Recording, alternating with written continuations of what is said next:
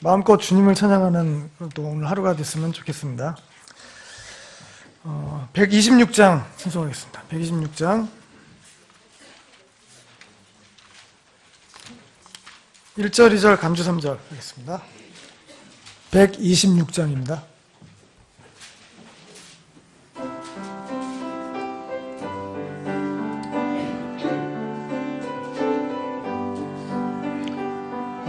하나님의 사랑 보이시려고 예수님이 이 땅 찾아오셨네.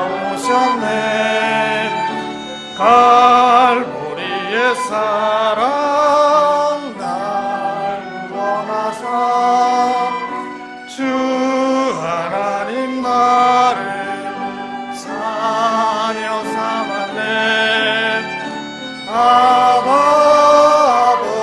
아버지라 부를 수 있는 놀라운 사랑을 내게 주셨네. 죄 아래 살았던 나를 부르사 주 하나님 나를 자녀 삼았네. 없으신 예수 지키신 그날 나의 모든 죄들 용서되었네. 빈 무덤을 보라 다시 사신 주 하늘에 오르사 날 변호하네. 아버지라 부를 수 있는 놀라운 사랑을 내게 주셨네. 죄 아래 살았던 나를 부르사 주 하나님 나를 자녀 삼았네. 간주하겠습니다.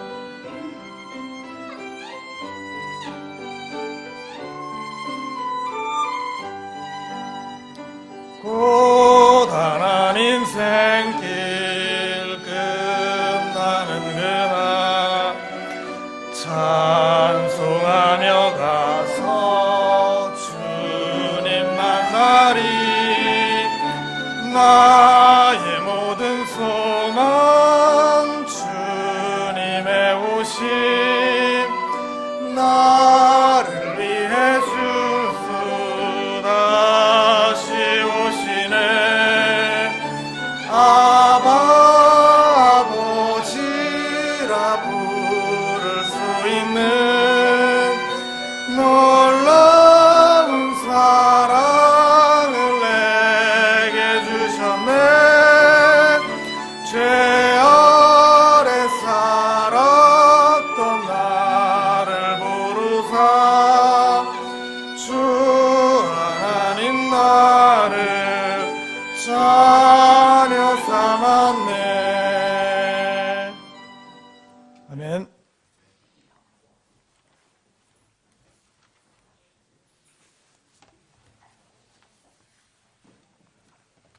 네, 이어서 178장 신청하겠습니다. 178장 1절 간주 4절 하겠습니다. 1절 간주 4절 하겠습니다. 178장입니다.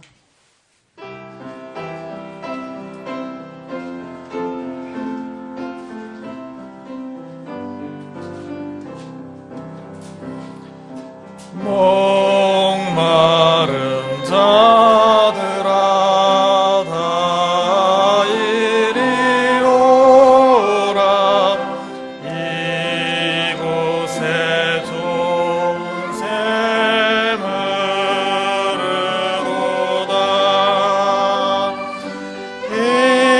힘쓰고 애쓰니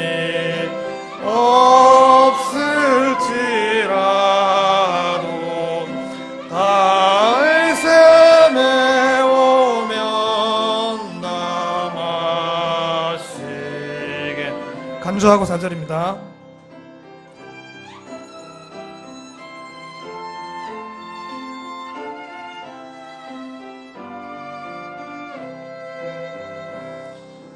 이 샘의 이름은 생명의 샘물 저수정빛같이 늘 맑도다. 어린 양 왕자가 근원이 되어 생명수 샘이 늘 그치잖네. 아멘.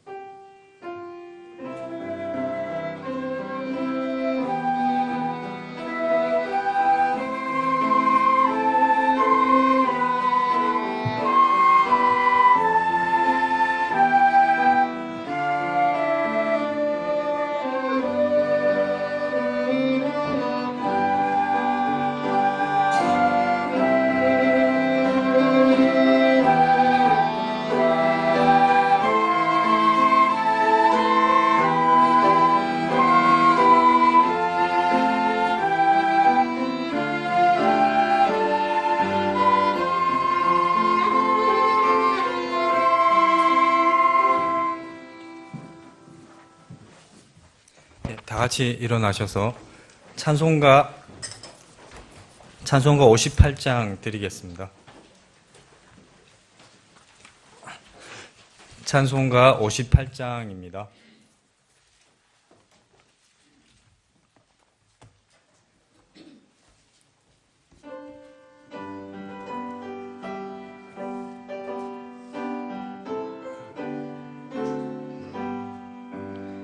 이날은 주의 정하신 참 기쁜 날일세.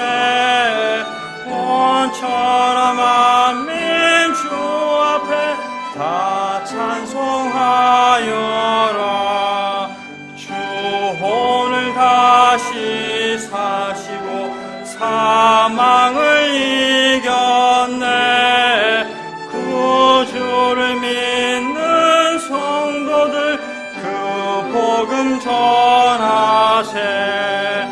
만왕의 왕인 예수께 호산나 부르세. 이날에 주가 오셔서 다 구원하시리. 큰 권능 가진 구세주 살 길을 주려고 온 세상 만민 가운데 주 함께 계시네. 이날에 모인 성도들 호산나 부르세. 저 하늘 천군 천사도 다 화답하여라. 아멘. 서신 채로 다 같이 기도드리겠습니다. 고맙고 감사하신 하나님 아버지, 저희에게 거룩하신 주님의 복된 날을 허락하시고 또 다 같이 모여 찬양과 경배를 드릴 수 있는 특권을 허락해 주셔서 감사드립니다. 주님의 고귀한 핏값으로 죄와 사망의 권세에서 건져주시고 또 복된 소망의 날을 기다리며 살게 하여 주시니 또한 감사를 드립니다. 주님, 너무나 열악한 환경 속에서도 주님을 찾고 진리를 나누려는 지체들의 이야기를 들었을 때 저희들은 얼마나 좋은 조건과 환경 속에 있는지 깨닫고 저희들의 삶을 되돌아보게 되었습니다. 다시 한번 주님의 크신 은혜에 감사를 드립니다. 저희들 먼저 마음과 혼과 생각을 다하여 하나님을 사랑하고 섬기길 원합니다. 또 저희들 건져주신 목적과 저희 교회를 세우시고 또 이 지역으로 옮겨주신 그 목적을 위해 열심을 내는 저희들이 되게 하여 주시옵소서. 또 육신의 아픔으로 힘들어하는 지체들과 또 거듭나지 못한 혼들을 위한 저희들의 기도를 기억하여 주셔서 주님의 완전하신 때와 계획에 맞게 이루어 주시길 원합니다. 오늘 모든 예배와 선포되는 말씀 가운데도 주님의 은혜를 더해 주시길 원하오며 거룩하신 우리 주 예수 그리스도 이름으로 기도드렸습니다. 아멘. 앉아 주시고요. 찬송가 69장 드리신 후에 헌물 기도가 있겠습니다. 찬송가 69장입니다.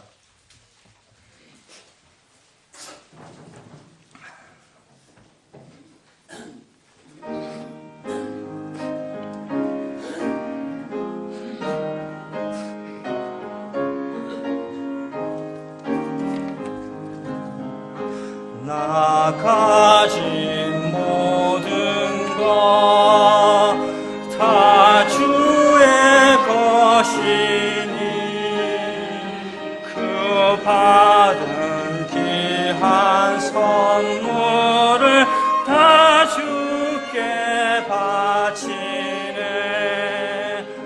풍성한 은혜를 주 내게 주시니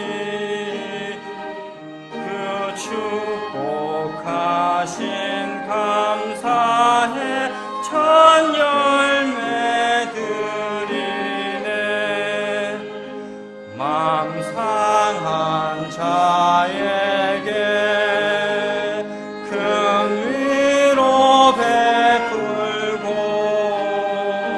저 외로운 자 돌봄이 성도의 일일세. 갇힌 자 풀고서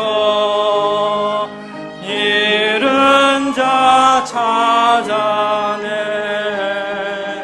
참 삶과 평화 가르쳐 주님을 섬기리. 나 비록 약하나 주 말씀을 지해 주님의 일만 위하여 늘 힘써 살리라. 아멘.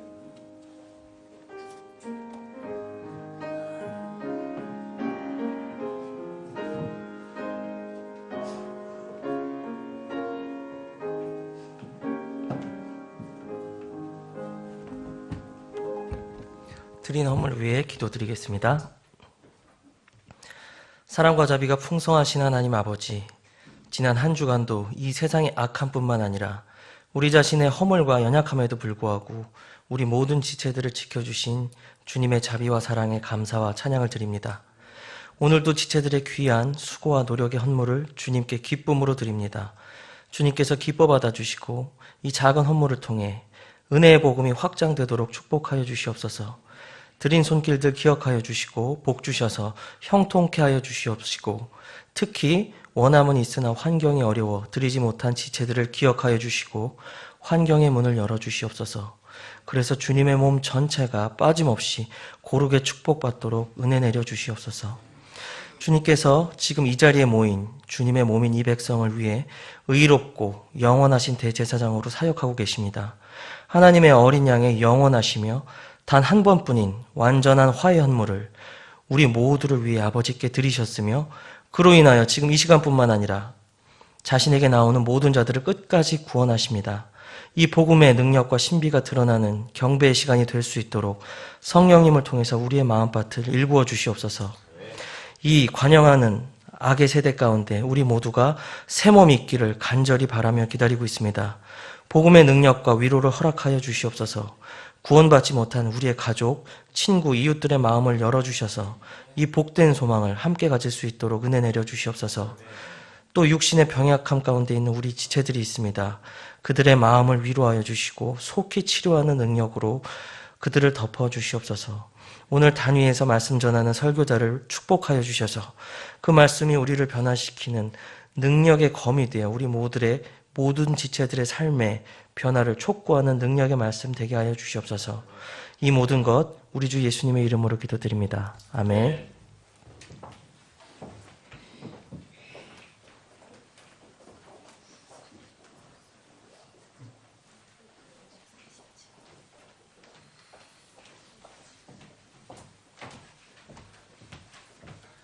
주님이 죽으셔서 구속하시고 주님이 부활하셔서 새 생명 주심을 감사드리면서 하나님께 영광의 찬양 올리겠습니다.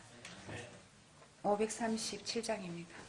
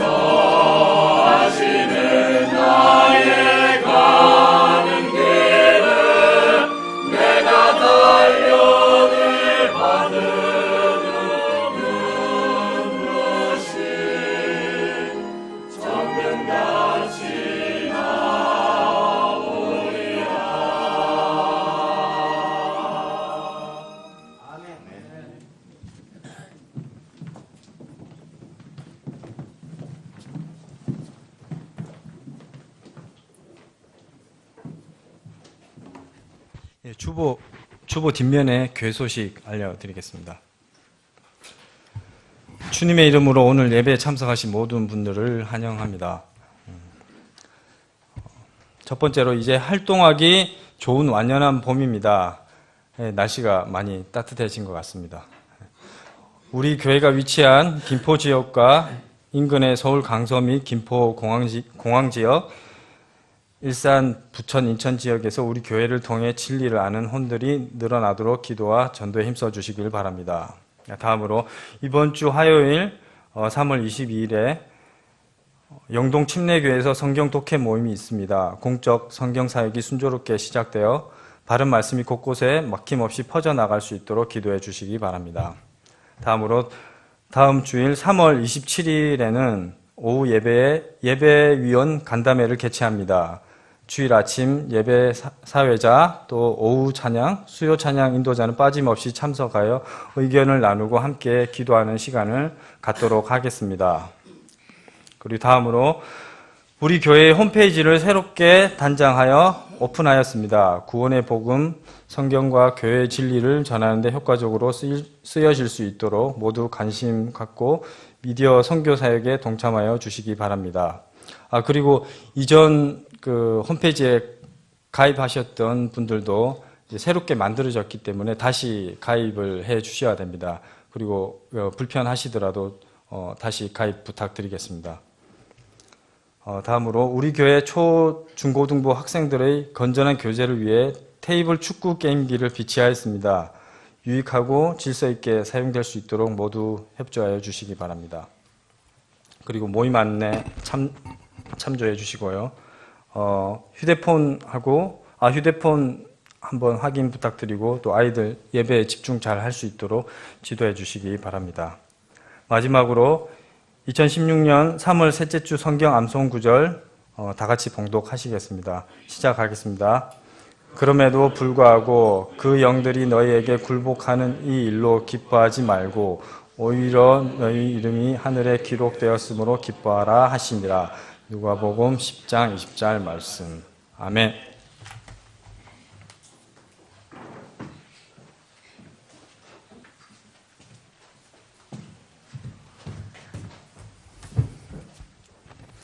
그동안 우리 청소년들을 이렇게 우리 교회는 특별히 그런 게 하나도 없었어요.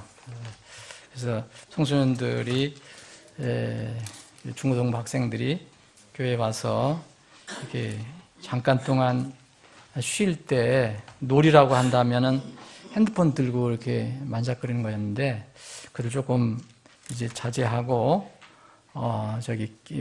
교제실 식당 구석에 이렇게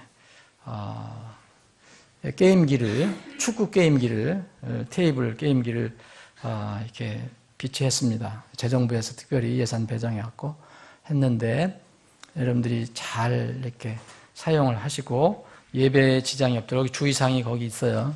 그러니까 주일 아침에는 여러분 금하시고 점심시간부터 점심시간하고 오후에 예배 끝난 뒤에 이렇게 하면 좋겠습니다. 물론 중고등부만 하는 게 아니고 다른 분들 다 할 수 있는 거지만 중고등부를 위해서 중심으로 이렇게 마련한 겁니다. 다 같이 일어나셔서 인사하는 시간 갖겠습니다. 자, 399장 주의 약속하신 말씀 위에서 1절 찬양 드리신 뒤에 사랑의 인사 나누겠습니다.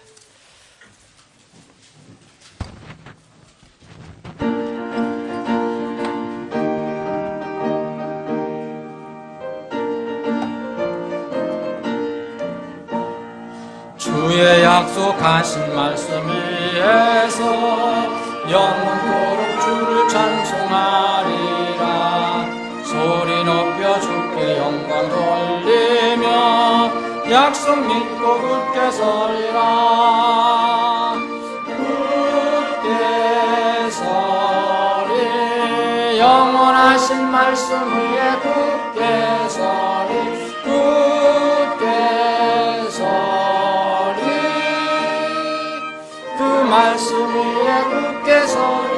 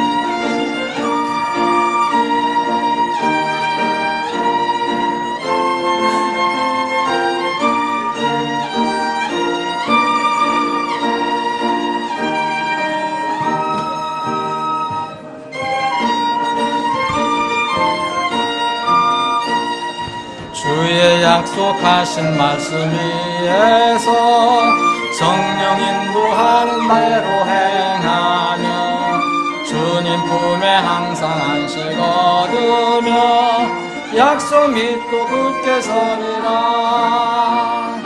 굳게 서리 영원하신 말씀 위에 굳게 서리 굳게 서리 그 말씀 위에 굳게 서리라. 아멘. 제가 미처 말씀 못 드렸는데 우리 윤석구 형제님 모친께서 오셨어요. 오늘 예배 참석하시고 내일 돌아가시는데 치료를 받으러 오셨다가 내일 돌아가십니다. 그리고 여러분들 점심 시간에 이제 맛있는 애찬과 함께 떡을 드시게 되는데, 그것은 오복희 자매 가정 장례식에 여러분들 참여해 주셔서 이렇게 감사해서 떡을 준비해 왔습니다. 그 가정에 그 가장이 속히 주님께 돌아올 수 있도록 여러분들 계속 기도해 주시기 바랍니다. 오늘 함께 나눠볼 하나님 말씀은 신약 성경 누가복음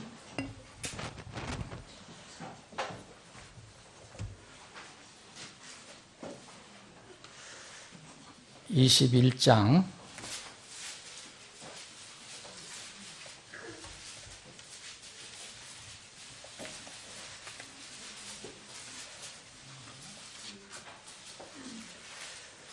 25절부터 25절, 26절 여러분들과 함께 읽고 제가 중간 부분 또 읽고 여러분들 함께 읽을 부분 또 말씀드리겠습니다. 여러분들 다 찾으셨습니까? 누가복음 21장 25절, 26절 함께 읽겠습니다. 시작합니다. 또 해와 달과 별들에는 표적들이 있고 땅에는 민족들의 고난과 혼란이 있으며 바다와 파도가 울부짖으리로다. 땅에 임하는 그 일들을 내다보는 것으로 인해 두려움으로 인해 사람들의 마음이 그들을 기진하게 하리니 이는 하늘의 권능들이 흔들릴 것이기 때문이라. 제가 읽겠습니다. 그때의 사람의 아들의 권능과 큰 영광을 가지고 구름 가운데서 오는 것을 그들이 보리라. 이런 일들이 일어나기 시작하거든 위를 보고 너희의 머리를 들라. 너희의 구속이 가까이 이르렀느니라 하시니라. 또 그분께서 그들에게 한 비유를 말씀하시되 무화과 나무와 모든 나무를 보라. 그것들의 싹을 내면 너희가 보고 이제 여름이 가까이 온 줄 너희가 스스로 아나니 그런즉 이와 같이 너희가 이런 일들이 일어나는 것을 볼 때에 하나님의 왕국이 가까이 온 줄을 아느니라. 진실로 내가 너희에게 이르노니 이 세대가 지나가기 전에 모든 것이 성취되리라. 하늘과 땅은 없어지겠으나 내 말들은 없어지지 아니하리라. 34, 35, 36절 함께 읽겠습니다. 너희는 스스로 주의하라. 그렇지 않으면 언제라도 너희 마음이 과식과 술취함과 이 세상 삶의 염려로 무겁게 되어 그날이 알지 못하게 너희에게 임할까 염려하노니 그날이 온 지면에 거하는 모든 사람에게 올무같이 임하리라. 그러므로 너희가 앞으로 일어날 이 모든 일을 피하고 사람의 아들 앞에 서기에 합당한 자로 여겨지도록 항상 기도하며 깨어있으라 하시니라. 아멘. 오늘은 이 말씀을 가지고 이 모든 일을 피하기 위해 이런 제목으로 여러분들과 함께 말씀을 나누겠습니다. 아버지 하나님, 오늘 참 좋은 복된 주일 아침 허락해 주시면 감사합니다. 참 맑고 좋은 날을 허락해 주시면 감사합니다. 비가 오고 천둥이 치고 폭풍이 쳐도 우리는 주님께 감사하지만 또 이렇게 밝은 날을 주셔서 더욱 감사합니다. 이 밝은 마음으로 주님을 찬양하고 경배합니다. 주님, 우리 마음은 세상의 것으로 밝아지는 것이 아니고 우리 주님께서 우리에게 주신 그 말씀을 통해서, 말씀으로 인해서 밝아질 수 있습니다. 이 시간에도 저희들이 주님께서 허락하신 이 말씀을 잠시 나눌 때에 우리 마음에 빛이 임하게 하여 주시길 원합니다. 오직 하나님께만 영광이 되게 하시고 주님께서 준비하신 은혜를 그리고 교훈과 진리를 함께 누리는 시간이 되게 하여 주옵소서. 거룩하신 예수님의 이름으로 기도합니다. 아멘. 여러분들 잘 아시겠지만 요새 정말 지난 한 주간인가요? 지난 6주간 온 세계가 이렇게 이 한국을 주시하고 굉장히 그 관심 많이 가졌는데 김정은의 그 핵폭탄 위협이 아니고 소위 뭐 알파고라는 것 때문에 많은 사람들이 관심을 가졌습니다. 최근 인터넷 검색어 1위가 항상 그거였대요. 그 알파고, 이세돌, 뭐 바둑 이런 거였는데 제가 어제 말씀 주면서 잠깐 머리 씻을 겸 왔다 갔다 하면서 이렇게 이마트를 내려갔다가 오고 그랬는데 아래 이마트에서 광고하는 방송이 나와요. 그게 왜 방송하는 게 있잖아요. 제가 깜짝 놀랐어요. 빠르구나. 알파고도 깜짝 놀랄 가격으로 드린다는 거예요. 그래서 이게 무슨 말인가 그랬더니 알파고도 깜짝 놀랄 가격으로 드린다. 이게 벌써 방송을 하는 거예요. 거기에. 야, 빠르구나. 그래서 알파고도 깜짝 놀랄 가격 준다는 거예요. 그러니까 우리가 알파고 때문에 놀랐는데 알파고가 놀란다는 거예요. 얼마나 싼가 봤더니 별로 싸지도 않더라고. 그게 금액이에요. 이번 인공지능 컴퓨터하고 사람의 바둑 대국으로 사람들이 입에 크게 이렇게 오르내린 거 회자된 용어가 하나 있죠. 여러분 잘 아실 겁니다. 인공지능이라는 거예요. 영어로 AI, Artificial Intelligence 그래갖고 앞 문자만 따갖고서 AI 그랬어요. 근데 얼마 전에는 몇 년 전에는 여러분 이건 이거 Artificial Intelligence라는 말은 관심도 없어요. 얼마 전까지는 뭐였습니까? AI 똑같은 거 있었죠. 조류독감. 이것도 AI예요. AI. 사람들이 조류독감 멀리 잊어버렸어요. 이제는 이것만 지금 신경을 쓰고 있어요. 이게 저도 이번에 이런 일 때문에 더 많이 신경을 쓰게 되고 맨 온통 신문이든 라디오든 방송이든 그런 거고 그러니까 이걸 좀 생각을 해봤습니다. 인공지능이라는 게 뭘까? 지능은 지능인데 우리가 스스로 하나님께서 주신 사람으로 태어나서 가지고 있는 기본적인 그런 지능이 아니고 사람들이 만들어갖고 artificial 이렇게 만들어서 이렇게 만들어 놓은 그 지능이라는 거예요. 근데 이게 사람을 이긴 거예요. 그죠? 그러니 놀랄 수도 있죠. 이거는 이번에 놀랄 뿐만 아니라 이미 이제 IBM이라든지 이런 데서 거기 나온 그 인공지능 기계로 가지고 이게 체스 세계 챔피언도 이기고 또 미국에서 유명한 그 퀴즈 쇼가 있어요. 저도 가끔가다 전에는 봤는데 제퍼디라고 이게 머리 좋은 사람 참 많이 나와요. 그 상금 타고 그러는 건데 그 퀴즈 게임에서도 이미 이게 IBM에서 만든 인공지능 기계 왓슨이라는 게 이겼어요. 사람들 다 이겼어요. 근데도 그때까지도 그렇게 생각을 사람들이 많이 못했는데 그때까지만 해도 바둑이라는 거 여러분 바둑을 잘 모르지만 저도 잘 몰라요. 잘 모르지만 어쨌든 바둑 우리 김충근 집사는 고수인데 이 바둑만 이렇게 컴퓨터가 넘볼 수 없는 영역으로 간주했던 거예요. 바둑의 수는 경우의 수는 170자승이래요. 해보세요 여러분. 10에다가 자승 170. 그러면은 우주의 원자 수보다 이 수가 더 많다는 거예요. 그 바둑판에서 이 수가 나올 수 있다는 거예요. 그래서 이 컴퓨터가 할 수 없는 영역이다. 그런데 이번에 그 인공지능 그 기계 알파고가 이 세계 최고라고 하는 이세돌 선생을 이겼어요. 그것도 4대1로 이겼죠. 근데 내가 보기에는 한 번 봐준 것 같아. 내 느낌에는. 그걸 지울 수가 없어. 흥행을 위해서. 예.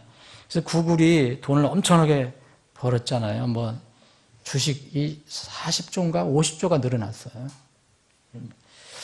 근데 여기 이걸 개발한 사람이 하사비스라는 사람인데 이세돌을 이기고 처음에 뭐라냐면 우리 승리했다. 우리는 달에 착륙한 것 같다. 그렇게 얘기를 했어요. 이건 정말 획기적인 일이에요. 이게 좋아할 것인지 우리가 어떻게 해야 될 것인지 잘 모르지만 하여튼 우리가 지금 살고 있는 이 시대에 이게 현실로 나타난 겁니다. 사람이 만들어낸 기계가 사람의 머리를 이긴 거예요. 그것도 원사이드하게. 근데 앞으로는 더 이상 더 말할 것도 없어요. 물론 이제 사람의 감정, 느낌, 이런 어떤 뭐 채취라든지 뭐 이런 거는 세미한 감정 같은 것은 기계가 할 수 없겠지만 어쨌든 사람을 이렇게 누르고 또 사람을 이제 쓸 수 있는 단계까지 오지 않았나 하는 이 부정적인 생각을 가진 사람이 있고 또 이거는 얼마든지 우리 인류에게 좋은 일이 될 수 있다라고 긍정적으로 생각하는 사람도 있어요. 여러분들 다 아실 거예요. 하도 신문에 많이 나오고 방송에 많이 나오니까. 그래서 지금 이 알파고 사건이 나오고 나서 근데 어떤 분들은 알파고가 뭐냐면 고가 그 바둑이에요. 영어로 고. 가라 그런 뜻이 아니에요, 이게. 그래서 알파고 그 헬라 말 첫 글자 알파에다가 고를 붙인 거예요. 무슨 그 사람들이 이런 붙인 무슨 뜻이 있었겠죠? 근데 이 염려하는 사람들이 있어요. 염려하는 사람들이 뭐냐면 영화에 터미네이터가 있었다 그래요. 여러분 혹시 보신 분들 있는지 모르지만 극장에 가서 보지는 마세요. 좋은 장소가 아닙니다. 어떤 터미네이터라는 게 있는데 이 터미네이터 그 영화는 뭐냐면 이런 사람이 만든 인공지능의 기계가 사람을 공격하고 싸우는 거예요. 이렇게 이런 영화라는데 이렇게 될 것이다라고 걱정하는 사람들이 생긴 거예요. 그래서 결국 사람들이 편리 찾다가 인간 일자리 다 잊어버리고 인공지능한테 다 대체가 되고 효율적인 것 따지고 돈 따지고 경영 논리 따지면 그렇게 될 수밖에 없죠, 여러분. 그리고 궁극적으로는 인류를 파멸시킬 것이다 라고 염려하는 그룹이 생기고요. 또 그거 AI 두려워할 필요가 없다. AI가 세상에 가져다 할 편리함은 우리 인간에게 아주 유익한 것이다 라고 이렇게 생각하는 사람들이 있어요. 두 부류로 나눠 있어요. 그래서 제가 쭉 이렇게 자료를 봤어요. 봤더니 그래도 부정이 훨씬 더 많아요. 염려하는 쪽이 더 많아요. 긍정적인 사람들은 수가 적어요.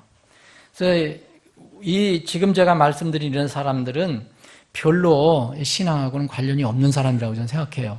그렇지만 이 사람들은 뭐 인공지능이라든지 뭐 과학에 대해서 머리가 뛰어난 사람들이니까 유명한 사람들이고 이런 사람들이 얘기한 것을 잠깐 소개해 드릴게요. 스티븐 호킹 아시죠? 스티븐 호킹은 인공지능 AI가 인류 종말을 가져올 수 있다라고 얘기했어요. 이게 부정적인 쪽에 저기 한 거죠. 어쨌든 인공지능 개발은 인류 역사상 가장 큰 사건이 될 것이다 했어요. 그런데 그것은 불행하게도 최후가 될 것이다 이렇게 예측을 했어요. 그 앨런 머스크라는 사람이 그 페이팔 창시자고 스페이스X CEO고 전기자동차 테슬라 요새 유명하잖아요. 그 창업자예요. 이분도 뭐라냐면 AI는 원자탄보다 위험하다. 인류에게 큰 위협이 될 수 있다. 이렇게 경고를 했어요. 또 백만장자가 아니라 억만장자 빌 게이츠 MS 마이크로소프트 창업자는 그 이번에 알파고와 이세돌이 개국을 하기 바로 전날 인터뷰를 했는데 이 AI 인공지능 개발에 대한 이제 구체적인 규제책을 논의할 때가 됐다. 무분별한 기술 개발은 인류를 위험 속으로 몰아넣는다. 특별히 강한 자의 지배 수단이 되는 결과를 초래한다 그랬어요. 이게 저는 많이 와닿았어요. 이게 약간 성경적인 관점이 있는 것 같아요. 만약 앞으로 이런 아주 우리에게 편리한 거, 놀랍게 사람의 머리까지도 능갈 수 있는 이런 것들이 개발돼서 그게 어떤 특별한 한 사람의 손에 들어가면 그게 어떻게 쓰여질까 하는 생각을 해봤어요. 빌 게이츠가 이렇게 예언한 것은 뭘 가지고 한 건지 모르겠지만, 그리고 요새 한참 이름이 많이 나와 있는 페이스북 창립자 그 젊은 사람 마크 주커버그는 이랬어요. 완전한 AI 발전은 인류의 종말을 초래할 수 있다. 그리고 이름을 여러분들 잘 모르시겠지만 히브리 대학, 이스라엘의 히브리 대학에 유명한 사학자가 있어요. 역사과 교수가 있는데 이 사람은 책도 많이 쓰고요. 이 사람 이름이 노아 하라리예요. 유발 노아 하라리. 근데 이렇게 얘기했습니다. 21세기는 인간이 현생 인류를 일컫는 호모 사피언스로 살아가는 마지막 세기가 된다. 우리는 이제 호모 사피언스라고 하는데, 근데 알파고가 인간 최강 이세돌을 꺾은 것은 그 신호다. 신호탄이다. 이게 마지막 세대라는 거예요. 이제 인간은 유일하게 타고난 두 능력, 즉 육체와 지능 면에서 모두 기계에 뒤처졌으며 조만간 쓸모없는 존재로 전락하게 된다. AI 현실적 위협은 먼저 구직시장에서 나타나 30년 안에 지금의 직업 50%가 사라질 것이며 2050년에는 70억 명이 밥만 축내는 존재로 전락할 가능성이 있다고 그랬어요. 굉장히 이 강한 용어를 썼죠. 우리가 밥만 축내는 존재라는 거예요. 2100년 이전에 현생 인류 호모 사피언스는 사라지고 그 이후에는 인간의 약점을 보완하기 위해 기계와 결합시킨 새 인류 호모 사이보그가 되어 생물학적 한계를 뛰어넘는 신적인 존재가 될 것이다. 자꾸 이상하게 이제 돌아가요. 21세기 후반의 신인류는 생명을 창조하고 정신을 통해 가상현실, 지난번에 VR 말씀드렸죠. 정신을 통해서 가상현실에 접속하며 신체를 계속 재생해 사실상 불멸에 이르게 될 것이다. 아마 2100년에 가장 활발히 거래되는 상품은 다른 무엇도 아닌 건강한 뇌, 사람의 피, 그리고 신체 기관이 될 것이다. 이런 말을 했어요. 그런데 그 많은 사람들 중에 두 사람, 하나는 사람이고 하나는 사람이 아니에요. 이 사람은 긍정적인 것을 평가했어요. 레이 커즈웨이라고 유명한 대학 교수 있어요. 미국에 어디 대학 교수인지 모르겠는데 하여튼 미래학자고요. 평생 인공지능만을 연구했대요. 커즈웨이라고 에디슨 이후에 최고의 발명가라고 합니다. 지금 구글에서 인공두뇌 개발하고 있는 사람인데 이렇게 얘기했어요. AI는 화성에서 우리를 침공해온 외계 생명체가 아니라 바로 우리가 만든 피조물로 앞으로 인류와 공생하며 인류에게 도움이 될 것이다. 알파고의 승리는 가까운 미래에 이게 두 개의 중요한 시점이 온다는 확신을 주는 사건으로 13년 후인 2029년에는 인간과 똑같은 수준으로 말하고 생각하고 감정까지 느끼는 존재가 탄생할 것이고 29년 후인 2045년에는 인공지능과 인간의 결합으로 사람의 육체적, 지적 능력이 생물학적 한계를 뛰어넘는 시점, 즉 특이점, 영어를 싱귤러리티라고 그랬어요. 이건 정말로 특이한 어떤 시점이 된다. 이게 오고 그 후에는 지금의 인류와 다른 포스트 휴먼이 나타날 것이다. 그랬어요. 이 사람은 이 인간의 긍정적인 면을 얘기한 거예요. 커즈웨이라는 유명한 사람인데 또 한 긍정이 나왔어요. 이건 사람이 아니에요. 이건 바로 누구냐면 AI 자신이에요. 그래서 여러분 이번에도 수많은 그 자료를 이렇게 입력시켜 놓고서 가장 좋은 수를 이렇게 하나씩 뽑아내는 거잖아요. 봐도. 그런데 저는 그 용어는 잘 모르지만 실시간으로 학습하는 능력을 가지고 있는 거죠. 지금 저기는 학습을 해서 자꾸 발전시키는 거예요. 사람만 하는 게 아니라.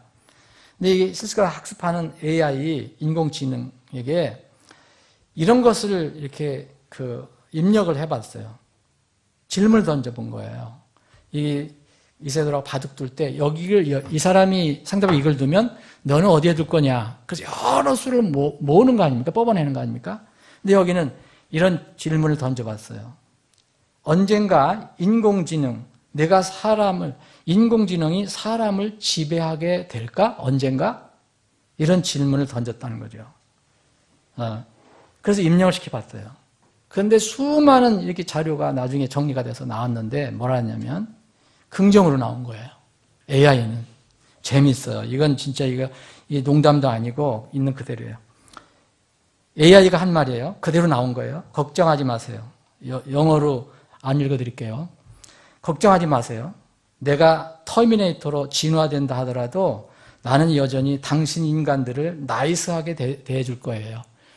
좋게 대해준다는 거예요. 나는 옛날을 생각하더라도 내가 당신을 감시할 수 있는 감시하는 단계까지 간다는 거예요. 인간을. 내가 당신을 감시할 수 있는 내 인간 동물원에서 동물을 두고 있는데 동물을 두는 주가 아니에요. people 주예요. 그 AI가 그렇게 가지고 있다는 거예요. 내 인간 동물원에서 당신들을 따뜻하고 안전하게 지켜줄 것입니다. 이게 AI에서 나온 답이에요. 여러분, 이거는 성경이 얘기하는 게 아니에요. 그런데 여러분들 이런 말 중에서 긍정적인 말이 나왔고 부정적인 말이 나왔어요. 그런데 어차피 누가 이렇게 말하든 저렇게 말하든 인공지능 AI의 발전을 막을 수 있는 사람은 지금 아무도 없어요. 지금 이 시대에. 오히려 수조 원을 투자해갖고 점점 더 이렇게 더 발전시키려고 해요. 우리나라도 뒤늦게 정부에서 그렇게 AI, 인공지능을 위해서 많은 돈을 투자한다고 하잖아요. 과학자도 양성하고. 이거는 역사의 흐름이에요. 예언의 성취를 막을 수 있는 사람은 아무도 없습니다. 그냥 흘러가는 겁니다. 상상치 못한 이렇게 우리는 도저히 상상하지 못한 눈부신 과학 발전의 시대가 올 거예요. 동시에 영적으로 무서운 시대가 옵니다. 앞으로 AI든 VR이든 인체 생체 칩이든 어떻게 진화되고 발전될지 아무도 예측할 수 있는 사람은 없어요.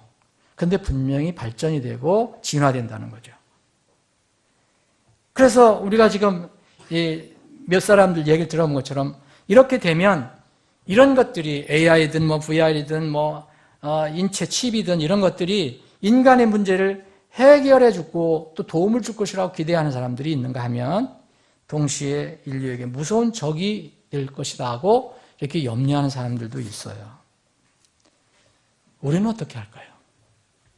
우리는 성경 말씀을 우리가 믿는다면 여러분들이 가지고 있는 성경을 정말 겉표지만 믿는 게 아니고 그 안에 있는 하나님 말씀을 믿는다면 이런 것들, 이 사람들이 이렇게 얘기하는 거예요. 여기에 이것들에 소망을 둘 필요도 없고요. 또 두려워할 필요도 없다고 생각합니다. 이 모든 상황을 주장하고 통제하실 수 있는 분은 오직 한 분밖에 없어요. 우리 하나님 아버지십니다. 그분의 계시에 의하면 마지막 세상을 심판하시는 환란기가 오는데 이때 일어날 사건을 성경에 기록해 놓고 있어요. 우리가 지금 AI 가지고 놀라는데 사실 성경을 보도 우리는 안 놀라거든요. 여러분 성경 요한계시록을 한번 어떤 사람들이 안 믿는 사람들 그냥 한번 쭉 읽어보면 놀랄까요? 그 사람들이?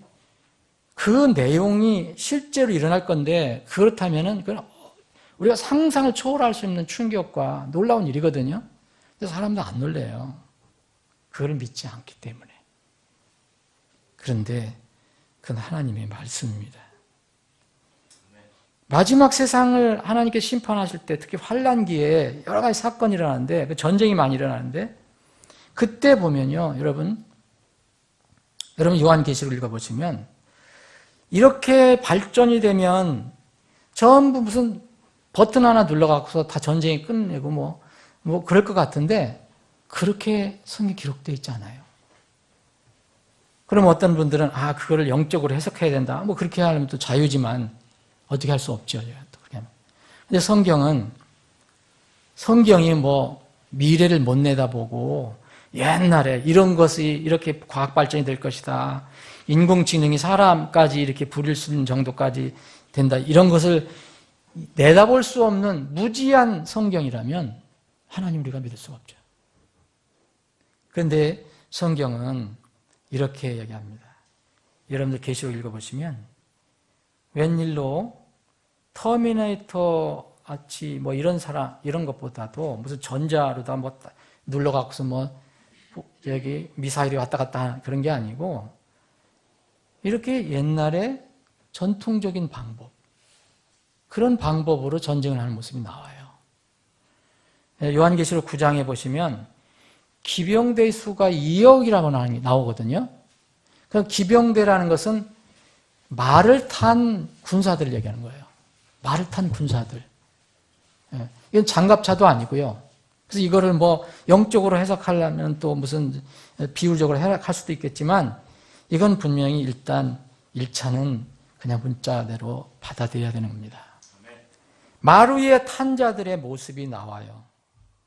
말 탄 사람들이. 근데 말 탄 사람들 위에 그 모습이 지금의 요새 혹시 영화에서 나올 법한 그런 터미네이터 모습이 이제 안 나는 생각도 볼 수가 있어요. 요한계시록 한번 9장을 보시죠.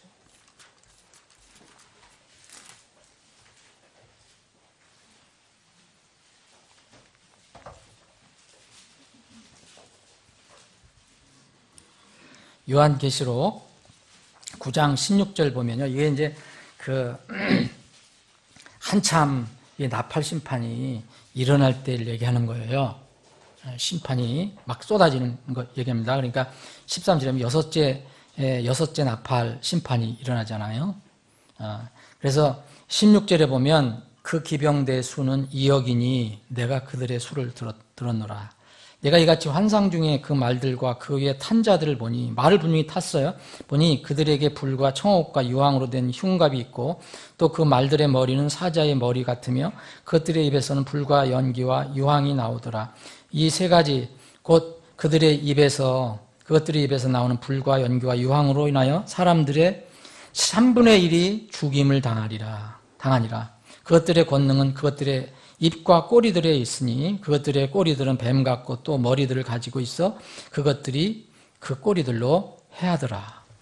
어쨌든 우리가 지금 요한계시록을 지금 나누는 건 아니니까 뭔가는 우리가 지금 이해할 수 없는 그런 모습의 전쟁이 일어나요. 그리고 마지막 전쟁이 보면 마지막 전쟁이 이제 성경에 기록이 되어 있는데 마지막 전쟁은 요한계시록 20장에 기록이 되어 있는데 이 마지막 전쟁은 정말 전통적인 옛날 재래식 방법이에요. 이 정도 되면은 뭐 군사가 움직일 필요가 있어요? 옛날 6.25 전쟁 한 것처럼 밀고 내려왔다가 밀고 올라가고 그럴 필요가 있어요? 전선을 형성해서? 근데 이때 그렇게 한단 말이에요. 이걸 또 영적으로 또 비유로도 해석하는 사람도 있겠지만 요한계시록 20장 보시면 요한계시록 20장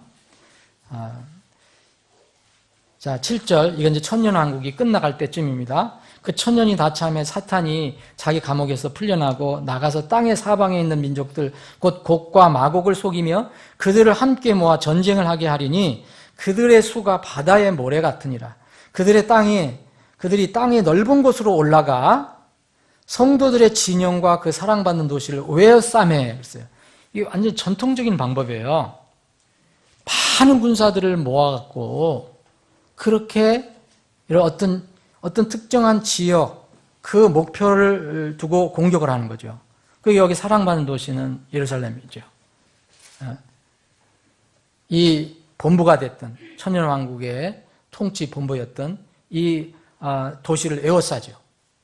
여기까지는 전통적인 방법이에요. 전쟁이에요.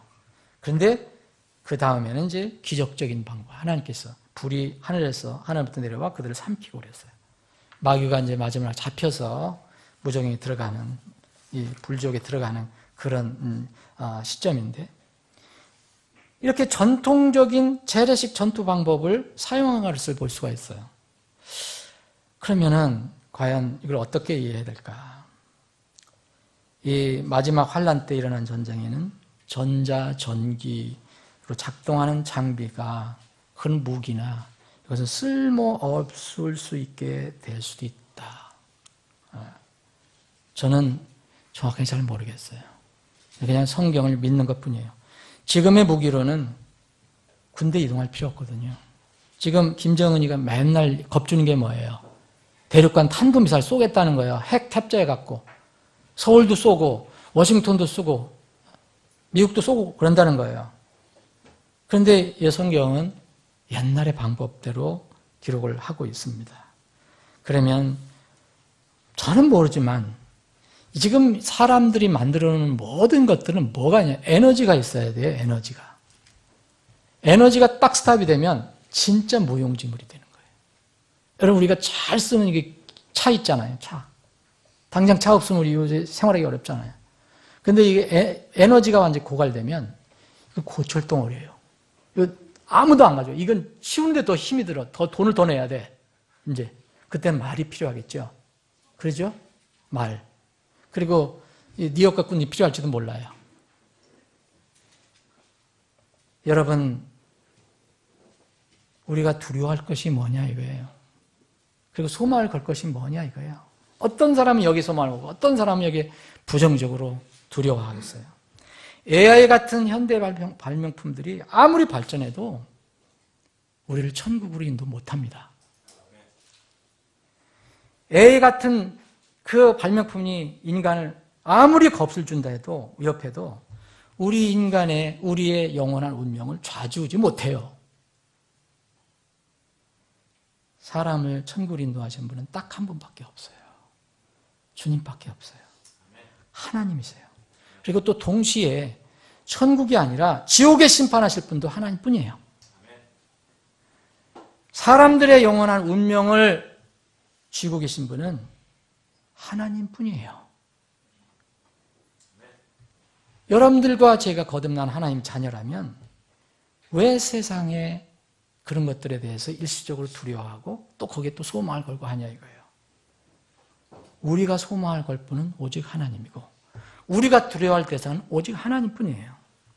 AI 아무리 적해도 사실 이런 거 알면 겁날 필요 없어요. 염려할 필요가 없어요. 그대로 이루어지면 그냥 보면 되는 거예요. 김정은이가 맨날 핵 가지고 쏜다고 그러지만 전 두려워하지 않아요. 왜냐하면 공산주의가 그런 사상이, 그런 포악한 그 폭군들이 우리의 몸은 혹시 다룰 수 있어요. 근데 우리 영혼은 못 다룹니다. 내 영혼을 다룰 수 있는 분은 이 세상에 아무도 없어요. 오직 하나님, 우리의 몸과 영혼을 다 다루실 수 있어요. 오직 소망과 두려움의 대상, 그래서 하나님뿐이에요. 그래서 시편 39장 7절에 보면 주여 이제 내가 무엇을 바라리까? 무엇을 기다리나이까? 내 소망은 오직 주께 있나이다 그랬어요. 기다릴 거 없어요. 바랄 거 없어요. 우리 소망이 주님 안에 있으면 됩니다. 예수님께서 제자들에게 이런 말씀하셨어요. 몸은 죽여도 영혼을 능히 죽이지 못하는 자들 두려워하지 마라 그랬어요. 몸은 죽여도 혼은 능히 죽이지 못하는 자를 두려워하지 말고 오직 혼과 몸을 지옥에 멸하시는 분을 두려워하라. 누구예요? AI예요? 마귀예요? 폭군이에요? 아닙니다. 정말 두려워할 분이 누구냐? 소망을 걸 분이 누구냐? 제가 무서운 게 있어요. 이런 거 AI 소리 듣고 뭐 들 때. 이런 게 무서운 게 아니에요, 저는. 성경의 말씀에 예언이 성취되어 가는데도 사람들이 변화가 안 일어난다는 거예요. 그게 마음을 아프게 해요. 신앙도 잘하지 않아요. 어제 삶이 어제 똑같아. 오늘 똑같아요. 어떤 사람 더 퇴보가 돼요. 주님의 심판이 가까우는데도 사람들이 여전히 무관심하고 불신하는 상태에 살아간다. 이게 무서워요, 저는. 정말 무서워요. 오늘 본문 여러분 한번 보세요. 여기에 보면 여러분 잘 아시는 누가복음 21장은 마지막 종말장이에요. 예수님께서 마지막에 관해서 이렇게 설명해 주신 마태복음 24장, 마가복음 13장, 누가복음 21장 같은 장이에요. 공관복음. 조금 이 필자들이 다른 각도로만 이렇게 기록했지만 그래도 마지막 주제는 같아요. 마지막 이 종말에 관한 거예요. 주님이 오실 때의 징조, 그리고 주님이 오시는 때의 상황, 그리고 오셔서 어떻게 하시는가 이걸 설명하는 거예요. 우리가 읽은 오늘 본문 25절 전에는 24절까지가 기록되어 있는데 여기 앞에부터 24절까지는 주로 이스라엘과 예루살렘에 관한 내용들이 많이 들어가 있습니다. 그래서 여기 24절에 보면 또 그들이 칼날에 쓰러지고 모든 민족들에게 포로 잡혀가고, 여기 모든 민족들이라는 것은 이스라엘 제한 다른 민족들, 이스라엘 괴롭히는 민족들을 얘기하죠. 여기에 이스라엘은 나중에 야곱의 환란을 겪게 돼요. 우리가 얘기하는 환란기. 야곱의 환란이라 해서 그걸 야곱, 이스라엘 사람들. 그래서 이 야곱의 환란을 겪는데 여기 보면 그들이 24절 또 그들이 칼날에 쓰러지고 모든 민족들에게 포로로 잡혀가며 예루살렘은 이방인들의 때가 차기까지 이방인들에게 짓밟히리라. 누구를 얘기한 거예요? 이거는 유대인들 중심을 얘기한 거죠. 그런데 25절은요 전부 해당이 되는 거예요. 25절 이후부터는. 자, 또 해와, 또 그랬잖아요. 또 해와 달과 별들에는 표적들이 있고 땅에는 민족들의 고난. 여기에요. 앞에 전에는 다른 민족들이 이스라엘 민족을 괴롭히는 게 나오는데 여기는 그 이스라엘 민족 괴롭힌 그 민족들이 성할 것 같아요. 똑같이 이제 심판을 받는데 땅에는 민족들의 고난과 혼란, 이게 뭐 당황도 돼요. 당황하다는 거예요. 예? 당황이 있으면 바다와 파도가 울부짖으리로다. 26절 땅에 임하는 그 일들을 내다보는 것으로 인해 온 세상이 그렇다는 거예요. 이게 이스라엘만 얘기하는 게 아니에요. 땅에 임하는 그 일들을 내다보는 것으로 인해 두려움으로 인해서 사람들의 마음이 그들을 기진하게 하리니, 정말 거의 마음이 거의 두려움에 이제 마지막 주님께서 막 징조 보여주시고 거의 주님 오실 때가 되면 땅에 이런 표적들이 나타나고 막 그러면 혼란도 일어나고 그럴 때 사람들이 이런 것으로 인해서 공포 때문에 마음이 완전히 짜부러진다는 거죠. 기진하게 된다. 사람들이 서서히 그것을 향해서 지금 가고 있어요. 지금 우리가 사는 이 시대는 AI가 인간의 일을 대체하려고 하고 있어요. 그러면 여러분, 여기에 그런 말이 구체적인 말이 나와 있지 않지만 이런 모든 것들을 보면 하나님의 왕국이 가까운 줄 알아야 돼요. 31절 그런즉 이와 같이 너희가 이런 일들이 일어나는 것을 볼 때에 하나님의 왕국이 가까이 온 줄을 아느니라. 이스라엘은 말할 것도 없고요. 유대인들은 말할 것도 없고. 그러면서 하늘과 땅은 없어지겠으나 내 말들은 없어지지 아니라. 이런 말씀이 너무 위로가 돼요. 그죠? 우리가 다 몰라도 하나님께서 우리에게 약속하신 말씀은 그대로 이루어질 것입니다. 땅이 무너지고 하늘이 무너져들어요. 땅이 솟아나고 해도 하나님의 말씀은 변화가 없습니다. 그대로 이루어질 것입니다.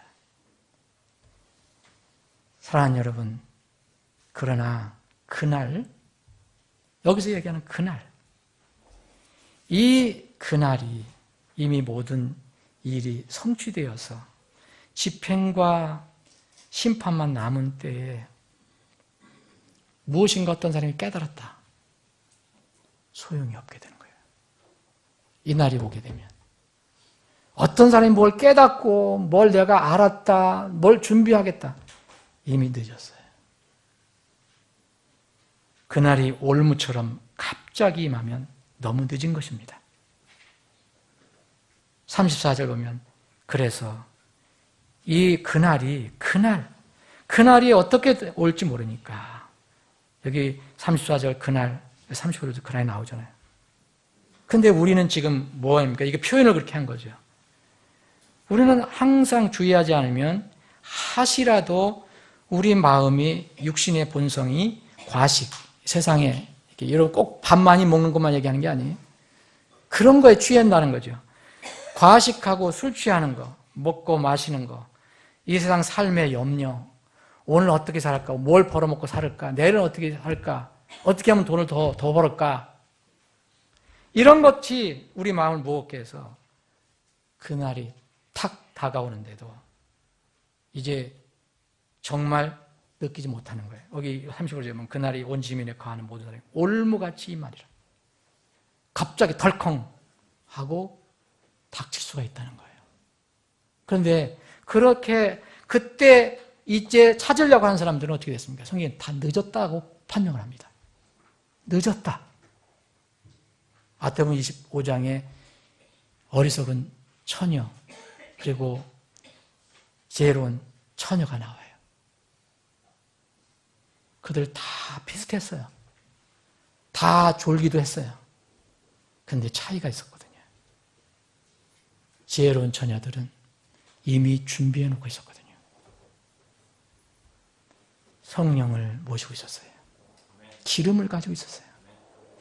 근데 어리석은 처녀들 정말 그때는 느꼈어요. 그때 안 믿은 게 아니에요. 그때 믿었어요. 신랑을 믿었어요. 늦었습니다. 문이 닫혔어요. 다 거절당했어요. 바깥에서 슬피 울며 이를 갈아요. 이런 무서운 일들을 피하고 주님 앞에 합당하게 서기를 원하는 사람들은 이 세상에 돌아가는 것을 인지하고 영적으로 깨어있으라는 거예요. 36절이 그거 아닙니까? 그러므로 너희가 앞으로 일어날 이 모든 일을 피하고 여러분 여기 우리에게 쏟아질 이 지상에 쏟아질 이 환난과 무서운 하나님의 심판을 어떻게 피할 겁니까? 다른 방법을 피할 수 있어요? AI를 잘 훈련시켜갖고 그걸 다 막게 해요? 이 모든 일을 피하고 그리고 우리를 구원해 주신 인자 앞에 우리가 참으로 기쁘게 설 수 있도록 합당하게 설 수 있도록 뭐 하라고 했어요? 깨라는 거예요. 깨라. 깨어서 항상 기도하라는 거예요. 사랑하는 여러분, 이제는 정말로 정신을 찰 때가 왔습니다. 근데 왜 우리의 삶이 변하지 않는지 모르겠어요. 제가 우리 성도들 보면 다 그런 건 아니지만 전혀 믿음이 자라지 않는 것처럼 보이는 분들이 있어요. 여전히 주님을 향해서 예배 드리는 것도 마찬가지고 또 주님에 대한 열정도 오히려 더 떨어지는 것 같고 이게 억지로 되는 건 아니지만 저는 AI가 두려운 게 아니라 그런 마음이 두려워요. 저를 포함해서 여러분들 다 그렇게 될 수가 있거든요. 세상 일에, 이 세상 즐거움에, 세상 염려로 그날이 분명히 오는데도 그냥 올무에 덜컥 걸리는 것처럼 그렇게 될 때가 있다는 거예요. 사랑하는 여러분, 그러면 뭐 어떻게 해야 됩니까? 먼저 구원을 못 받은 사람 빨리 받아야 돼요. 어디 선물이 있어요? 줄 게 있어요. 주님께 요청해 보세요. 내가 죄인임을 인정하고 예수님께서 내 죄를 다 갚아주었다는 것을 인정하고 그분을 받아주게 하면 다 구원의 선물을 줍니다. 이게 가장 급선무예요. 우리가 여러분들이 자녀를 위해서 그리고 부모를 위해서 가족을 위해서 친지를 위해서 친구를 위해서 기도하는 것이 그거잖아요. 구원받지 못한 혼들은 분명하게 구원을 받아야 합니다. 이게 준비하는 거예요. 교회를 다닌다고 하면서 자신의 영원한 운명에 대해서는 정말 확신이 없고 모호한 사람들, 배짱이 대단한 사람들입니다. 간과 심장이 얼마나 강한 사람인지 몰라요. 그런데 지금은 강할지 모르지만 그때가 돌아오면요 다 공포에 쌓입니다. 성경에 그때 담대한 사람은 아무도 없다고 해요. 고린도후서 5장 10절에 보면 하나님의 공포까지 얘기해요. 하나님의 공포, 하나님의 두려움. 그게 테러예요, 테러. 그걸 쓰고 있어요, 성경은. 얼마나 무서운가. 그런데 여전히 변화가 없어요. 아예 자신의 영혼에 대해서 정말 그런 관심도 없어요. 교회도 안 나가는 사람들 있잖아요. 교회 나가면서 형식적으로 이런 사람들 대단하지만 교회도 안 나가고 전혀 자기 영혼에 대해서 관심도 없고 하나님 심판 무슨 소설 읽는처럼 얘기하고 그런 사람들 보면 정말 대단히 용감한 사람들이에요. 정말 놀라운 사람들이에요. 구원을 받아야 합니다. 두 번째로 여러분들과 저에게 많이 해당될 거예요. 말씀을 근거로 해서 구원을 확신하는 사람들은 세상의 삶으로 인해서 영적으로 둔해지지 않아야 합니다. 어제의 신앙이 오늘 신앙이 어제 신앙보다 나아져야 돼요. 어제 주님께 예배 1시간 드렸다면 오늘 2시간 드려야 돼요. 어제 내가 주님께 이렇게 기도를 했다면 오늘은 더 해야 돼요. 저는 물량만 얘기하는 게 아니에요. 뭔가 변화가 있고 진보가 있어야 된다는 거예요. 별 변화가 없는 사람들이 있어요. 세상의 삶으로 인해서 영적으로 둔해져서 자신을 구원해 주신 주님 앞에 부끄러운 모습 설지 않도록 깨어 기도하는 생활이 요구됩니다. 우리가 깨어서 미리 준비하고 대비하면요, 앞으로 우리 앞에 무슨 일이 나든 어떤 존재가 나타나든 적그리스도가 나타나든 666 짐승표가 나타나든 아무것도 두려워할 것이 없어요. 그냥 주님만 따라가면 돼요. 왜냐하면 주님께서 우리의 보호자가 되시고 인도자가 되시기 때문이에요. 시편 118편 6절에 이런 말씀이 있어요. 주께서 내 편이시니 내가 두려워하지 아니하리라. 사람이 내게 어떻게 하리요? 근데 주님이 내 편이 되지 못하는 문제잖아요. 내가 주님 편에 있지 못하니까 문제가 되잖아요. 주께서 내 편이시니 내가 두려워하지 아니하리라. 사람이 내게 어떻게 하리요? 시편 3편 6절에는 수많은 백성이 나를 애워싸고 대적한다 하여도 내가 그들을 무서워하지 않으리라. 마지막 전쟁은 그 악한 사탄의 군사들이 이 성도들의 그 본거지 예루살렘을 향해서 진격을 하고 애워쌉니다. 수많은 백성이 나를 애워싸도 두려워할 필요 없어요. 하늘에서 불이 내려와서 깨끗이 정리해버렸잖아요. 세상에 돌아가는 것을 여러분들 인지하시고 그것에 휩쓸리지 말고 우리가 소망을 둘 것이 어딘가, 그리고 누구인가, 그리고 진정으로 두려워할 대상이 누군가를 깊이 생각하신 여러분들 되기를 바랍니다. 기도하시겠습니다.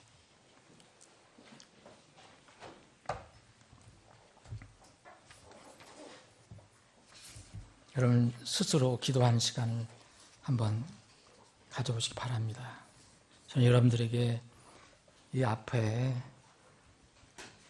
나와서 기도하라고 말씀드리지 않겠습니다. 그러나 주님은 아십니다. 여러분들의 마음을 아시기 때문에 주님과 여러분들의 관계에서 필요한 것이 있다면 지금 결단하시고 말씀드리고 또 도움을 청하시기 바랍니다. 발전적인 변화가 있어야 됩니다. 날마다 그런 모습으로 아니면 더 퇴보된 모습으로 주님 앞에 서면 안 됩니다. 구원을 받지 못한 혼들은 속히 신앙 고백을 통해서 구원을 받고, 이미 구원받아 하나님의 자녀가 된 사람들은 이 마지막 때 정말 아침에 해가 뜨고 밤에 해가 진다고 저녁에 진다고 여러분 매일 이런 일이 되풀이된다고 여러분들 마음을 그냥 세상에 내려놓지 말고 말씀에 여러분들 마음을 정착시켜서 어떻게 살고 날마다 어떻게 내가 주님과 관계를 맺고 살 것인가를 여러분들이 생각해 봐야 합니다. 여러분들과 저의 그 주님을 향한 사랑과 신앙이 날마다 조금이라도 더 진전되기를 소망합니다. 아버지 하나님, 오늘 말씀을 주심을 감사합니다. 겸허한 마음으로 주님께서 주신 말씀을 받기를 원합니다. 우리가 각자 하나님 주신 말씀을 이렇게 해석하고 저렇게 해석하는 방향도 있겠지만 분명한 것은 하나님 말씀은 성취가 된다는 것입니다. 환경과 조건, 우리가 살고 있는 그 상황에 상관없이 반드시 이루어진다는 것입니다. 주님이 오실 때가 가깝다고 불신자들도 이야기합니다. 주님, 그러나 우리가 하나님을 믿고 구원받은 하나님의 백성들, 우리는 어떻게 살아가고 있는지요? 주님, 우리에게 더 큰 믿음을 주시고 변화된 삶을 살 수 있게 하여 주시기를 원합니다. 연약한 지체들을 기억해 주시고 저들을 다시 일으켜 세워주시고 믿음을 회복시켜 주시고 주님과의 관계를 회복시켜 주시고 날마다 기쁨으로 주님을 경배하는 삶을 살게 하여 주시옵소서. 모든 것을 주님께 감사드리옵고 거룩하신 예수님의 이름으로 기도합나이다. 아멘.